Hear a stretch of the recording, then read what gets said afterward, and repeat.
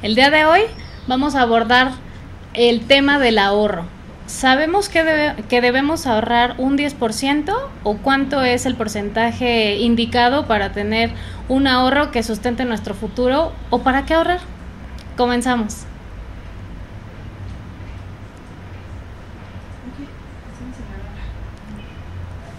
Bueno, pues el día de hoy vamos a abordar este tema tan interesante en donde decimos, sabemos que debemos ahorrar un 10% de nuestro sueldo, pero ¿esto es suficiente?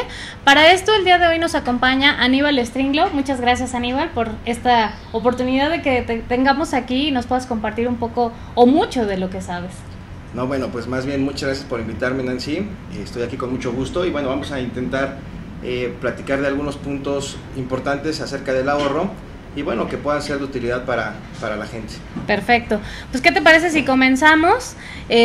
Platícanos quién es Aníbal y qué es Horizonte Patrimonial.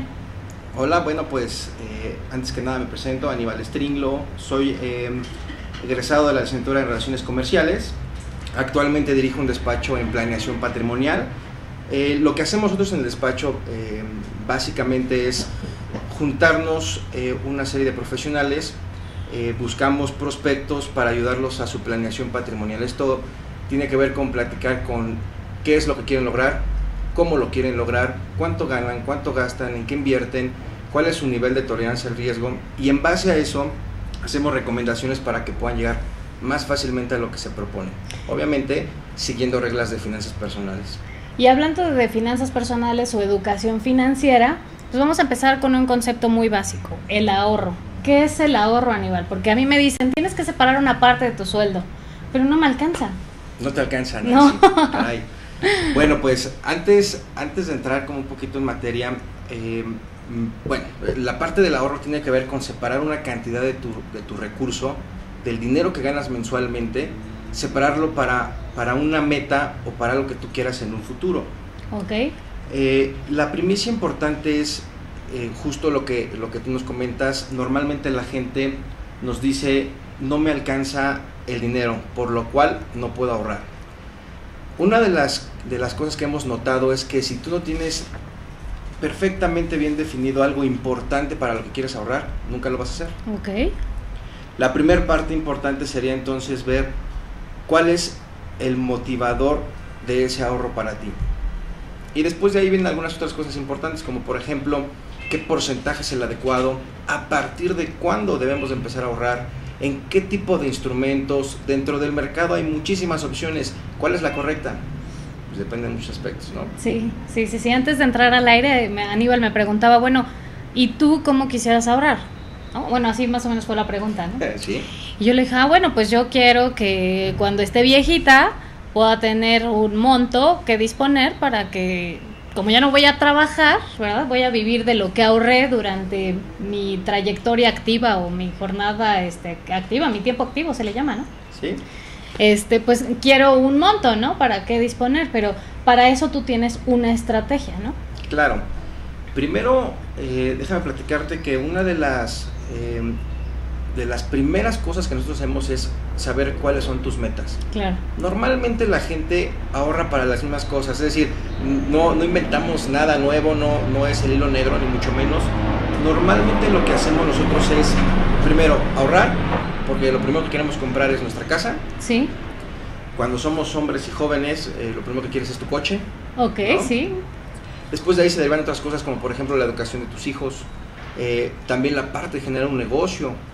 De repente ya buscas la casa de tus sueños y entonces quieres hacer patrimonio.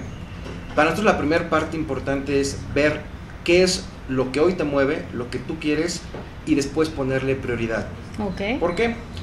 Normalmente, como tú dices, tenemos gastos, tenemos compromisos en el día a día que no nos permiten ahorrar como quisiéramos ahorrar. Aunque no es una justificación, ahorita vamos a ver por qué.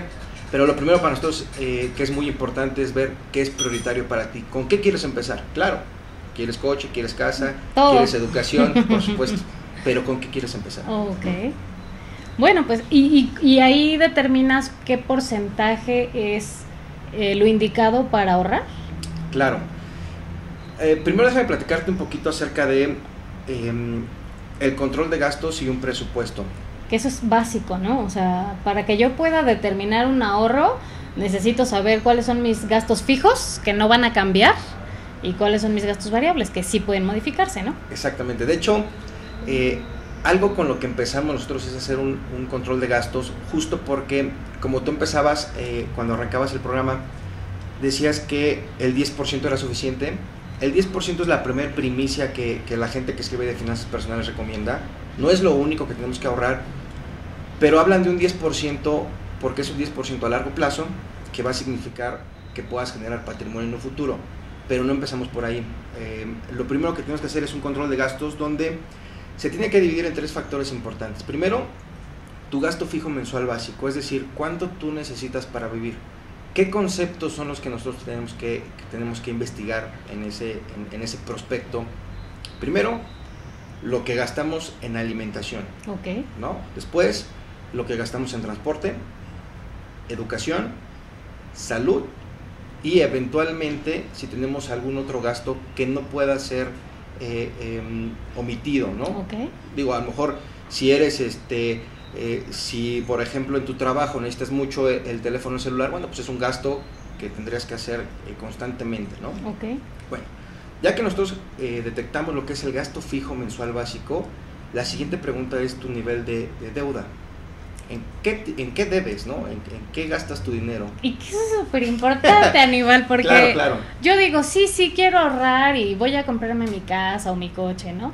Pero volteo y le debo a todas las tarjetas de crédito, hasta departamentales, ¿no? Porque ahora ya hasta los centros comerciales, los supermercados te dan una tarjeta y le debo a todo mundo. Exacto.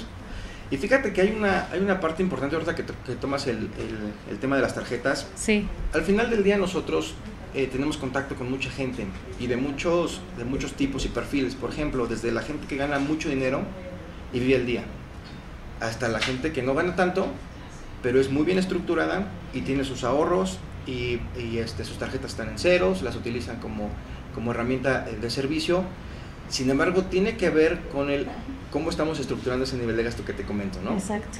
Entonces, el siguiente punto, después de ver la parte de la deuda, Sí. y también ver, ahorita platicaremos un poquito más adelante, qué es una deuda inteligente, qué porcentaje de deuda se recomienda no sobrepasar, Sí. porque no se recomienda una deuda, se recomienda que no sobrepases un cierto porcentaje. Sí, claro, si gano cierta cantidad, no sé, gano 30,000 pesos al mes y me compro una casa de 5 millones, pues, ¿cómo la voy a pagar, no? Exactamente, ¿no? Y vas a vivir toda preocupada y bueno, ¿no? Comiendo un sándwich de atún todos los días, ¿no? Exactamente. Entonces, después de ver la parte de la deuda, vemos la parte del ahorro, vemos si en este momento el prospecto ya está ahorrando y qué tipo de instrumentos está utilizando.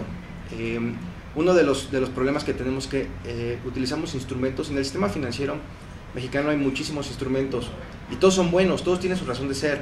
El problema es cuando utilizas un instrumento que no es adecuado para la estrategia que quieres lograr, Claro. ¿no? Bueno, ya que nosotros tenemos esos 3 aspectos importantes, que es el gasto fijo mensual básico, el nivel de deuda que se tiene y si es que ya se está ahorrando en este momento y en qué se está ahorrando, esto lo comparamos contra el nivel de ingresos. Ok. Y de ahí viene una formulita que ahorita te voy a platicar. Pero el primer paso es que tenga ese control de gastos que hoy se tiene, lo podamos convertir en un presupuesto. Ok. ¿Cuál es la diferencia del control de gastos al presupuesto? Muy sencilla. El control de gastos ya pasó. Es decir, yo te pregunto a ti, Nancy, ¿en qué gastas? Tú me dices, pues ya gasté en esto, ¿no? Sí. Ya lo hiciste. El siguiente punto importante sería, ahora, ¿en qué quiero gastar? Si hoy estamos gastando en alimentación 3,000 pesos al mes, bueno, ¿eso es lo que quieres gastar? ¿O quieres gastar, en vez de 3,000, 2,500? Entonces, cuando pasamos de esos gastos que ya ocurren a los gastos que queremos que ocurran, ahí es cuando entonces entramos en lo que es el presupuesto. Y ese es uno de los primeros pasos que hay que lograr hacer. Híjole, pues es súper interesante porque es un examen de conciencia. Reflexionas entre, como dices, ¿no? Lo que he gastado. Y no es por bajarle a la alimentación, hablando de ese concepto que ponías, 500 pesos, ¿no? Sino también es un examen de conciencia porque evaluamos cuánto estamos gastando en comida, pero en comida chatarra. Evaluemos cuánto nos cuesta hacer el súper con comida saludable, que lo hablábamos la semana pasada en nuestro programa con Nutriva. ¿Cuánto nos cuesta hacer un súper saludable y que nos cuesta hasta la mitad, ¿no? Claro. Pero entonces me quito la pizza, la hamburguesa y ya veo que estoy de verdad teniendo un ahorro.